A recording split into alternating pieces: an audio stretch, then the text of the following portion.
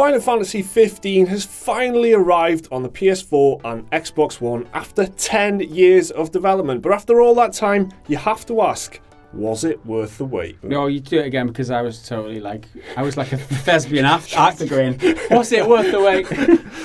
Ian McKellen. I was trying to act out the emotions of what you were saying.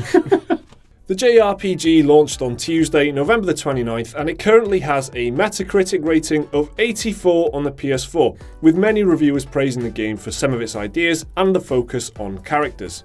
GameSpot have given the game an 8 out of 10, saying, while it's safe to assume fans and outsiders will find some aspect of Final Fantasy 15 disappointing, it would be hard for anyone to deny that Final Fantasy 15 is a fascinating game after giving it a chance. Fascinating doesn't really mean good though, does it? It's fascinating. No Man's Sky is fascinating. Yeah, some things are fascinating, but they're not enjoyable. Yeah, stupid GameSpot. IGN went for an 8.2 out of 10, saying, Final Fantasy 15 feels like nearly everything I could want from a modern Final Fantasy. 0.2. Like, where does 0.2 come from? What pushes it from an 8.1 to an 8.2? Like, Eurogamer don't give scores, but said, Final Fantasy 15 retains that love of smaller stories.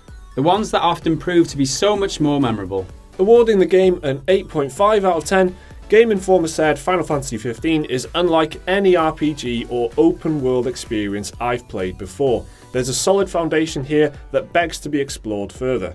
The Verge says that Final Fantasy 15 was worth the wait and called the game an epic quest with a personal touch, while Time called it a glorious return to relevance. So the game's had some great reviews in fairness, but critics do seem to agree that it's just a couple of notches off being a 10 out of 10 Game of the Year contender. Final Fantasy is one of the oldest, longest running game series there is. It's got some big fans, but is it worthy of the series? And is it worth picking up if you're new to Final Fantasy? Well, there's been a huge amount of evolution in the series, obviously, since it first arrived on the NES back in 1987. It went from turn-based menu-style battles to more real-time action. It's always danced somewhere between sci-fi and fantasy, and its graphics and presentation have included some benchmark-setting visuals over the years, at least in its cutscenes. 15 takes that evolution further, with a whole bunch of changes to the Final Fantasy formula, including a real free-form open world with open world gameplay elements, a car to drive, and non-combat skills like cooking, fishing, and photography. There's also real-time combat where you can use the environment to gain an edge over enemies, there's bounties to hunt down, there's side missions,